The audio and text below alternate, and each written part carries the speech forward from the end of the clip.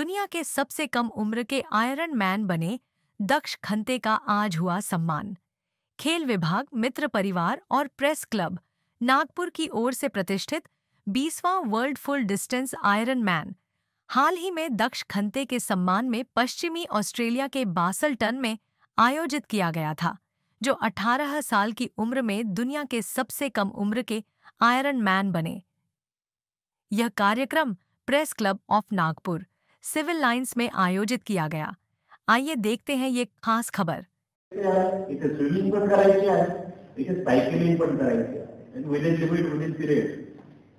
म्हणजे इतर कॉम्पिटिशन मध्ये काय असतं की समजा मॅरेथॉन आहे आणि 1000 कॉम्पिटिटर्स उतरले तर त्यामधून पहिलं यायचं असतं, बरोबर आहे ना.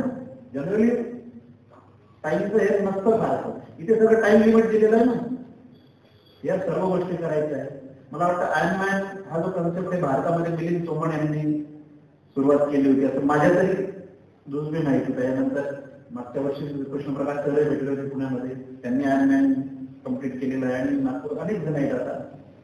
पण याच्यामध्ये सगळ्यात महत्वाची बाब म्हणजे मोस्ट यंगस्टर, कमीत कमी वयाच्या 18व्या वर्षी कम्प्लीट करणं हे अतिशय. कारण सगळ्यात महत्वाचं काम होतं या स्पोर्ट्समध्ये. Being a sport director, deputy director, क्रीडा क्षेत्रातला एक कार्यकर्ता म्हणा, अधिकारी नाही म्हणून सांगतो. कारण स्पोर्ट डिपार्टमेंट मध्ये अधिकारी रिटायर्ड होतो पण कार्यकर्ता कायम असतो. आणि मी स्वतःला क्रीडा अधिकारी कधी समजलो, मी कार्यकर्ताच समजलोय.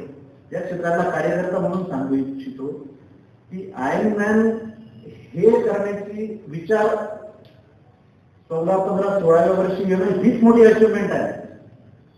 बरोबर आहे आम्ही, बरोबर ते समजून घ्या. पण या वयामध्ये ना मुलं साधारणतः 10-12 वर्षापासून किंवा याच्यात ना पेरेंट्स गेम खेळतात. म्हणजे काय की बॅडमिंटन खेळायला जाणार, स्केटिंग करणार, कराटेला जाणार, थोडंफार उन्हाळ्याच्या सुट्ट्यांमध्ये स्विमिंगला जाणार, क्रिकेटला. आता आपल्याकडे क्रिकेट धर्म आहे त्यामुळे क्रिकेट अशा खेळांची निवड होते. पण आयर्नमॅन साठी तयारी करणं ह्या एज मध्ये आणि त्या वयातल्या मुलाने तो कन्सेप्ट रुजवणं ही माझ्या मते मोठी अचिव्हमेंट आहे. त्याच्यासाठी एकदा जोरदार याच्यासाठी टाळ्या झाला पाहिजे की अशा स्पोर्ट्स अँबॅसेडरचं आपल्या देशातल्या मुलांना जरुरी आहे, गरज आहे. कारण ठाकूरजींनी सांगितलं की सोशल मीडियाच्या मोबाईल आता जीवनावश्यक वस्तू झालेली आहे. ठीक आहे, पण जीवनावश्यक वस्तू झालेली आहे. जीवन जर सक्षम बनायचं असेल तर स्पोर्ट्स शिवाय पर्याय नाही आजच.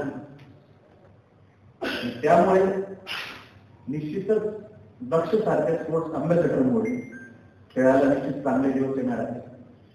आणि माझा तर दावा आहे की पुढच्या 10 वर्षामध्ये आपल्या देशामध्ये स्पोर्ट्सची इंडस्ट्री बनेल, वेगवेगळ्या ऍस्पेक्ट.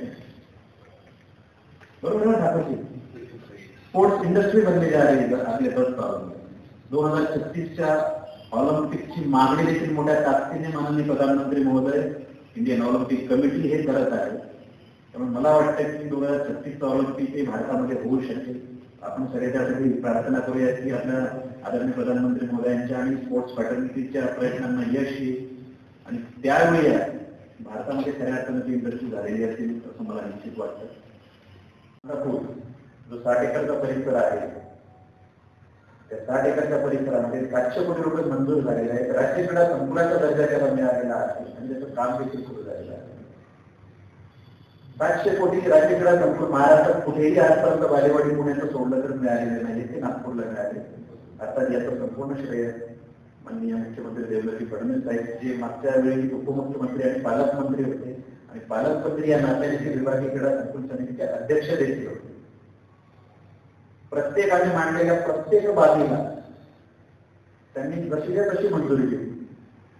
कुठेही साहेबांनी काटछाट केली, उलट होत अत्युच्च पातळीवर कुठलीही शंका नाही. आणि त्यात सरांनी जसं सांगितलं की माननीय नामदार नितीन गडकरी साहेब, खासदार क्रीडा महोत्सव आता 12 तारखेपासून सुरुवातच होत आहे. ही क्रीडा चळवळ माननीय गडकरी साहेबांनी आपल्या नागपुरात रुजवली आहे की ज्याला देशभरामध्ये आता तिला ऍडमायर केलं जातं, तिला फॉलो केलं जातं. आणि जर विचारतात आम्हाला तुम्ही नागपुरात हे कशा पद्धतीने करतात, तर ज्या ठिकाणी माननीय गडकरी साहेबांसारखे आणि माननीय फडणवीस साहेबांसारखे त्यांचा राजाश्रय क्रीडा क्षेत्राला असेल, जो राजाश्रय कोल्हापुरात राजर्षी शाहू महाराजांनी दिला होता आणि कुस्तीला खऱ्या अर्थाने कोल्हापुरापासून देशामध्ये जे एक राजाश्रय देऊन एक दर्जा दिला होता, तोच दर्जा क्रीडा क्षेत्राला या दोघं मान्यवर नेत्यांच्या माध्यमातून मिळतो, याचा विशेष आनंद आहे. आणि नवीन वर्षाच्या निमित्ताने याची ग्वाही मी देतो क्रीडा क्षेत्राच्या वतीने, क्रीडा विभागाच्या वतीने. नागपूरच्या क्रीडा क्षेत्राला एक सर्वोत्तम दिवस येतील, सर्व खेळाडूंना चांगल्या सुविधा मिळतील. पुनश्च एकदा दक्ष तुझं अभिनंदन करतो, पुढील कारकिर्दीसाठी शुभेच्छा देतो आणि माझे 2 शब्द संपवतो. धन्यवाद. जय हिंद, जय महाराष्ट्र.